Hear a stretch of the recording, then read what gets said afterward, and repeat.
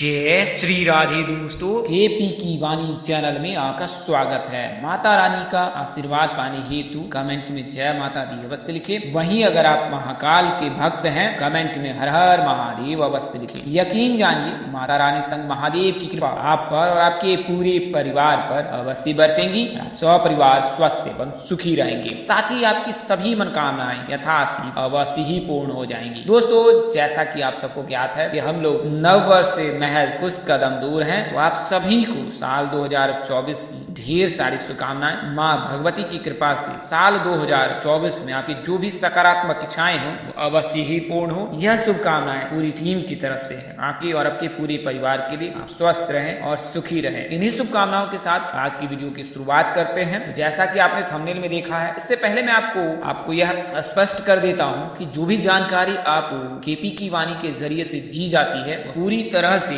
ग्रह राशि परिवर्तन के आधार पर होती है। इसका वास्तविक कुंडली से दूर दूर तक कोई संबंध नहीं रहता है। हाँ, अगर आपकी चंद्र राशि इनमें से एक है और अगर कुंडली में किसी प्रकार का कोई दोष नहीं लगा है तो यह जानकारी आप पर पूरी तरह से सत्य और प्रभावी होता है। तो आप इसका अवश्य ही ध्यान रखें। कई ऐसे जातक हैं जो कमेंट करते हैं कि आप जो जानकारी देते हैं वो पूरी तरह से सत्य नहीं होती है। तो आपको बता दें, यह जो भी जानकारी केपी की वाणी चैनल के माध्यम से दी जा रही है, प्रथम दिवस से लेकर अब तक और आने वाले समय में भी केवल और केवल ग्रह राशि परिवर्तन के आधार पर दी जाए। आपको बता दें कि अगर आप केपी की वाणी के चैनल पर पहली बार विजिट कर रहे हैं तो चैनल को सब्सक्राइब कर ले, साथ ही बेल आइकन को प्रेस करना ना भूलें। अगर आपकी आयु 25 वर्ष से कम है और आप अपने विवाह के विवाह वर्ष की जानकारी प्राप्त करना चाहते हैं तो आप कमेंट करें अपना जन्मदिन या फिर हमें व्हाट्सएप करें। हमारा व्हाट्सएप नंबर 8521835670 है। आप कमेंट में भी नंबर नोट कर सकते हैं, वहां पर नंबर दिए गए हैं। इसके अलावा अगर आप प्रेम प्रसंग में हैं, प्रेम विवाह करना चाहते हैं तो भी आप अपना और अपने पार्टनर का जन्मदिन कमेंट कर सकते हैं। आपको यह जानकारी दी जाएगी कि लव मैरिज की संभावना कितनी अधिक है। अगर जानकारी देने में देर होती है तो आप निराश और हताश बिल्कुल ना हो। समय के अभाव के चलते ऐसा होता है, लेकिन जैसे ही समय प्राप्त होता है उन समय में आपके सभी सवालों के जवाब कमेंट में रिप्लाई के जरिए दिए जाते हैं। तो आप संपर्क कर सकते हैं 8521835670। तो इस वीडियो में मैंने आपको 12 फरवरी तक के बारे में बताया है, शुक्र के गोचर के बारे में बताया है, 25 दिनों की जानकारी दी है 5 राशि वालों। तो यह वीडियो जो है पूरी तरह से शुक्र की राशि परिवर्तन पर आधारित है। शुक्र राशि परिवर्तन करते हैं और जब शुक्र राशि परिवर्तन करते हैं तो कुल मिलाकर 25 दिनों तक एक राशि में रहते हैं और तत्पश्चात दूसरी राशि में प्रवेश कर जाते हैं। तो शुक्र का जो गोचर है वो एक राशि में तकरीबन 25 से 27 दिनों तक रहता है, कभी कभी 23 दिनों तक रहते हैं। तो शुक्र जो है हर महीने सामान्यतः राशि परिवर्तन कर देते हैं। तो इस वीडियो में आपको शुक्र के राशि परिवर्तन से 12 फरवरी तक जिन जातकों की सगाई के योग बनेंगे और शिवरात्रि तक उनके सगाई शादी के योग हैं उसकी जानकारी दूंगा। उससे पहले आपको बता दूं कि अगर आपकी शादी में अड़चने आ रही है, शादी तय होने के बाद टूट जा रही है, किसी न किसी वजह से व्यवधान आ रहा है, आप परेशान है, आपके घर वाले परेशान है, आपके रिश्तेदार परेशान है, बात कहीं बन नहीं पा रही है, आपने अब तक ज्योतिषों से सलाह भी ली है और अब तक आपको स्पष्ट जानकारी नहीं मिल पाई है या आपको फायदा या लाभ नहीं हुआ है, तो अब आप एक बार केपी की वाणी से संपर्क कर सके हैं।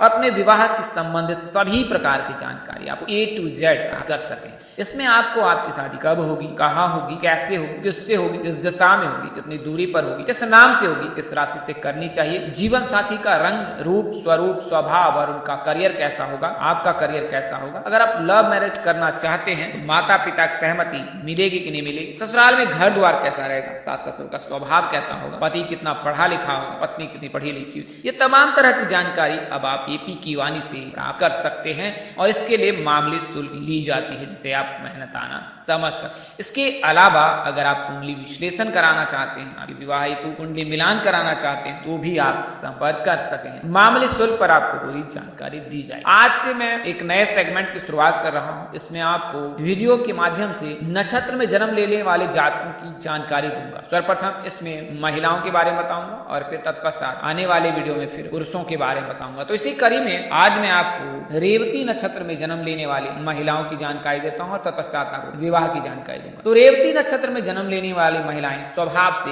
दबंग होती हैं। ये अपनी चीजें सहित सभी को नियंत्रित करने की कोशिश करती है। आसान शब्दों में कहें तो ये अपनी बात मनाने वाली होती है। ये किसी के नियंत्रण में नहीं रहती है। इस स्वभाव के कारण इन्हें लोग कम पसंद करते हैं। ये महिलाएं अपने व्यक्तिगत और व्यावसायिक जीवन में अपने द्वारा दिए गए निर्णयों के जरिए लोगों को प्रभावित करती है। ये आध्यात्मिक होती है और केवल ईश्वर से ही डरती है। कभी कभी ये अंधविश्वास में भी विश्वास रखती है, धार्मिक अनुष्ठानों, प्रथाओं, रीति रिवाजों का पालन करती है। ऐसा करने से ये खुद को बेहतर महसूस करती है। इनमें इच्छा शक्ति बहुत दृढ़ होती है, नई ऊंचाइयों तक पहुंचने में इन्हें बहुत मदद करता है। ये महिलाएं रिस्क लेने से भी नहीं डरती है, इस कारण इन्हें जीवन में तरक्की मिलती है। बात करें कैरियर की, तो अगर आपका जन्म रेवती नक्षत्र में है तो गणित और कला में आप बेहतर करेंगे। ऐसे क्षेत्र का आप चयन करें जिसमें आप बेहतर कर सके। आप एयर होस्टेस या सिविल सर्विसेज में बेहतर कर सकती हैं, तो इस क्षेत्र में आप जा सकती हैं। रेवती नक्षत्र में बृहस्पति जैसे मजबूत ग्रह महिलाओं को जनसंपर्क कार्य में शामिल होने या राजनीति के रूप में योग्यता का आशीर्वाद भी देता है, यानी कि आप राजनीतिक क्षेत्र में भी बेहतर कर सकते। 27 से 38 साल की उम्र में जो है इनका कैरियर बेहतर रहता है। अब बात करें कि स्वास्थ्य का, अगर आपका जन्म रेवती नक्षत्र में हुआ है तो आपको पेट, पैर और कान में कोई परेशानी हो सकती है। मानसिक टेंशन भी आपके साथ बनी रह सकती है। पेट से संबंधित परेशानी, पैर से संबंधित परेशानी या कान से संबंधित परेशानी आपको हो सकती है और अकारण ही आप मानसिक चिंता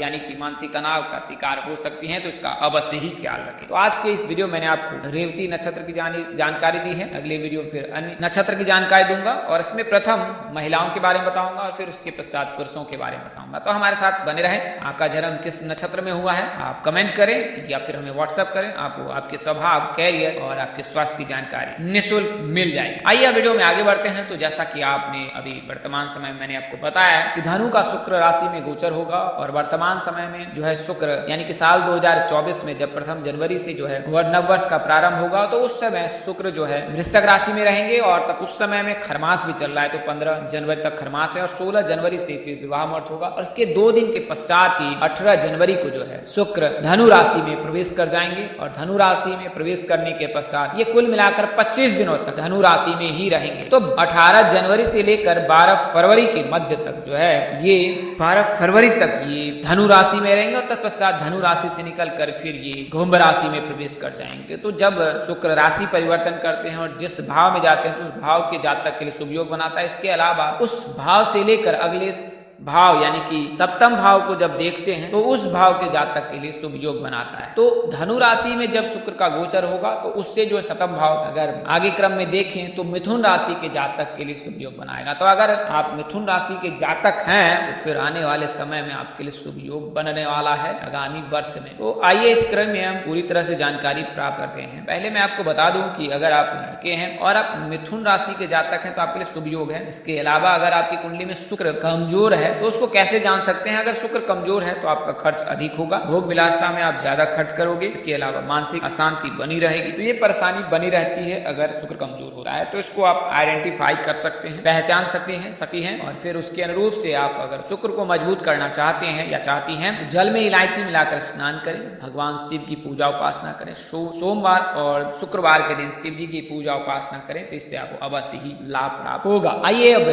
पूरी राशियों के बारे में जानकारी दे देता हूँ। तो सर्वप्रथम जो है वृषभ राशि, तो वृषभ राशि के जातक के लिए वर्तमान समय विवाह के योग नहीं है, लेकिन इसमें शुक्र इनके स्वामी होते हैं तो इनके लिए हमेशा सुख फल ही देते हैं। शुक्र इन्हें सुखों का कारक माना जाता है और जब वृषभ राशि सुफल देते हैं, शुक्र ग्रह सुफल देते हैं तो जातक को धनवान बनाते हैं। लेकिन वर्तमान समय में चूंकि द्वादश भाव में गुरु विराजमान है, इसके चलते वृषभ राशि के जातक 1 मई 2024 तक विवाह के योग नहीं है और उसके पश्चात ही विवाह के योग बनेंगे और उसके पश्चात फिर मिथुन राशि के जातक के विवाह के योग नहीं बनेंगे क्योंकि इनके द्वादश भाव में फिर गुरु विराजमान हो जाएंगे और उसके पश्चात जो है 1 वर्ष तक मिथुन राशि के जातकों को इंतजार करना पड़ सकता है। तो वृषभ राशि के जातक के लिए शुभ योग है। इस दौरान आपके रिश्ते तय हो सके हैं, रिश्ते आ सके हैं, रिश्ते में आप बन सकते हैं, लेकिन विवाह के योग आपके वर्तमान समय में नहीं है। विवाह के योग आपके 1 मई 2024 के पश्चात ही बनेंगे। तो मिथुन राशि के जातक हैं, अगर आप मिथुन राशि के जातक हैं तो आपके लिए शुभ योग है क्योंकि आपके सप्तम भाव को जो है शुक्र देखेंगे और जब सप्तम भाव को शुक्र देखते हैं, गुरु देखते हैं या उनमें उपस्थित होते हैं, उस राशि के जातक के विवाह के योग बनते हैं। तो वर्तमान समय में अगर आपकी शादी हो जाती है तो अति उत्तम है, अन्यथा 1 मई 2024 के पश्चात आपको लंबे समय तक इंतजार करना पड़ सकता है। तो अगर आप मिथुन राशि के जातक है तो आपका नाम अक्षर ई से हो। बात करें नाम अक्षर की तो पी नाम के जातक, एस नाम के जातक, वी नाम के जातक, इनमें से किसी एक नाम के जातक के साथ आप परिणय सूत्र में बंधने वाले हैं। बात करें अगर जन्मदिन से देखें तो 24 वर्ष के पश्चात बाकी योग बनते हैं अगर मिथुन राशि के जातक। सिंह राशि से अगर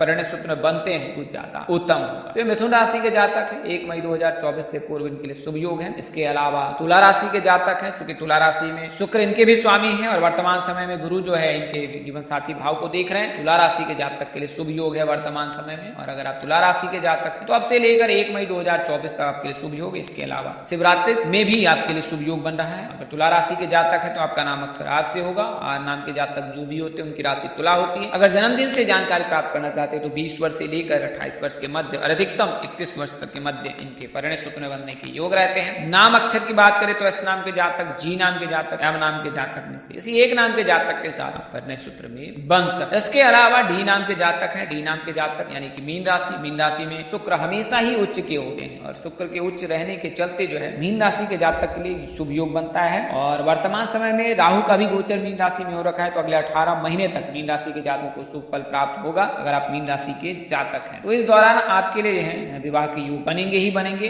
और इस दौरान आप परिणय सूत्र में बन सकें। बात करें नाम अक्षर की तो एस नाम के जातक, जी नाम के जातक, वी नाम के जातक में से किसी एक नाम के जातक के साथ परिणय सूत्र में बंधने वाले हैं। हालांकि अगर विवाह मेष राशि से हो तो ज्यादा बेहतर होगा। बात करें विवाह उम्र की तो 21 वर्ष से लेकर 32 वर्ष के मध्य मीन राशि के जातक के विवाह के योग रहते हैं। तो ये तो 4 राशियां मैंने आपको बताई हैं। इसके अलावा धनु राशि के जातक, धनु राशि के जातक के लिए शुभ योग है वर्तमान समय में भी और आने वाले समय में भी, क्योंकि इस राशि के जातक अब 7.5 से मुक्त हो चुके हैं। इनके राशि स्वामी गुरु हैं, आराध्य भगवान श्री विष्णु जी है, तो इन पर गुरु और शुक्र दोनों की ही कृपा बरसती है अगर आप धनु राशि के जातक हैं। उत्तर और पूर्व दिशा में मेष राशि के जातक, मीन राशि के जातक, कन्या राशि के जातक, तुला राशि के जातक इनके लिए विवाह योग्य होते हैं। तो इनसे अगर आप परिणय सूत्र में बनते हैं ये शुभ योग है। अगर किसी प्रकार की त्रुटि रह गई हो जानकारी देने में तो आपसे क्षमा प्रार्थी हूँ। आपको इस वीडियो में मैंने जो राशियों के बारे में बताया उसके नाम मैं बता देता हूँ। वृषभ राशि के जातक, मिथुन राशि के जातक, तुला राशि के जातक, धनु राशि के जातक और मीन राशि के जातक। अन्य राशियों की जानकारी अन्य वीडियो में उपलब्ध की जाएगी। आज के लिए इतना ही, अगले वीडियो में फिर मिलेंगे। तब तक के लिए मुझे इजाजत दें। आप जहाँ रहें मस्त रहें, स्वस्थ रहें, व्यस्त रहें। माता रानी की असीम कृपा पर बरसती रहे। परमपिता परमेश्वर आपको सद्बुद्धि, सत्मार्ग और आगे बढ़ने की शक्ति दे। नमस्कार, जय श्री राधे, जय श्री कृष्ण,